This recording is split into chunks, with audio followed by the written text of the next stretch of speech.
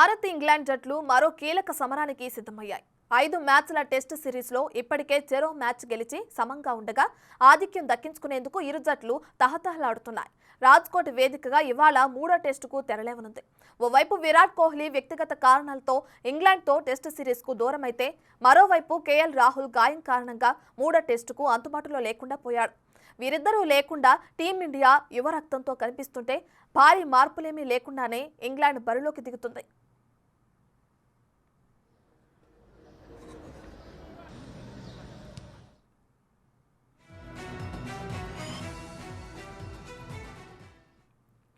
రోహిత్ సేనలో అనుభవలేమి స్పష్టంగా కనిపిస్తుంది. టాప్ ఆర్డర్లో హిట్ మ్యాన్ మినహా అనుభవజ్ఞుడైన బ్యాటర్ కనిపించడం లేదు. మరో ఓపెనర్ యశస్వి జైస్వాల్, శుభ్మన్ గిల్ ఫామ్లో ఉండటం భారత్కు కలిసి రానుంది.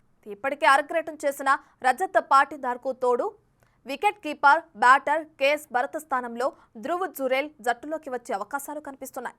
కీపింగ్లో ఆకట్టుకుంటున్న భరత్ బ్యాటింగ్లో విఫలమవుతుండటం జట్టుకు భారంగా మారింది. మరోవైపు జురేల్ దూకుడుగా బ్యాటింగ్ చేయడంతో సిద్ధహస్తుడు కావటం అనుకూల అంశం కానుంది.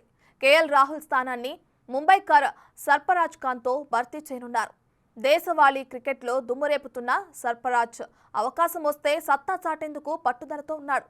మొత్తంగా టీమిండియా మిడిల్ ఆర్డర్లో అనుభవం లేమి కనిపిస్తుంది. బౌలింగ్లో ముగ్గురు స్పిన్నర్లు అశ్విన్, జడేజా, కుల్దీప్ యాదవ్ ఉండగా ఫేస్ బాధ్యతలను బుమ్రా, సిరాజ్ పంచుకోనున్నారు. గత 2 టెస్టుల్లో బుమ్రా అదరగొడుతున్నాడు. రివర్స్ స్వింగ్తో ఇంగ్లాండ్ బ్యాటర్లు నడ్డివిరుస్తున్నాడు. అయితే గత టెస్టులో ఓడినప్పటికీ ఇంగ్లాండ్ ఆత్మవిశ్వాసంతో రాజ్కోట్ సమరానికి సిద్ధమైంది.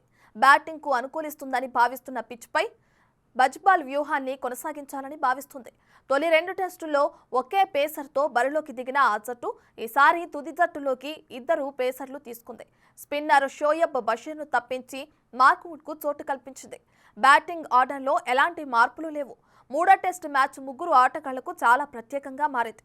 ఇవాల్టి మ్యాచ్లో భారత వెటరన్ రవిచంద్రన్ అశ్విన్ మరో వికెట్ తీస్తే టెస్టులో 500 వికెట్లు అరుదైన మైలురాయిని చేరుకోనుండగా, ఇదే మ్యాచ్లో England veteran pacer Jimmy Anderson మరో 5 వికెట్లు తీస్తే టెస్టుల్లో 700 వికెట్ల అత్యంత అరుదైన మైలురాయిని చేరుకుంటాడు. ఇంగ్లాండ్ కెప్టెన్ బెన్ స్టోక్స్కు 100వ టెస్ట్ కావడంతో ఈ మ్యాచ్ అతనికి చిరకాలం గుర్తుండిపోతుంది.